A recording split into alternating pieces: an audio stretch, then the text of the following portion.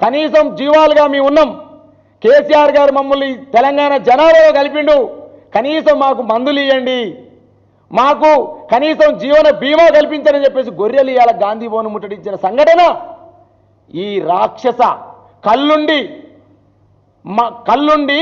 నోరుండి మాట్లాడలేని కబోదుల్లాగా వస్తున్న ఈ కాంగ్రెస్ ప్రభుత్వం ఏదైతే ఉందో ఆ కాంగ్రెస్ ప్రభుత్వానికి నాయకత్వం ఇస్తున్న కాంగ్రెస్ పార్టీ గాంధీ భవన్ ముందు గాంధీలాగా ఎవరించారు.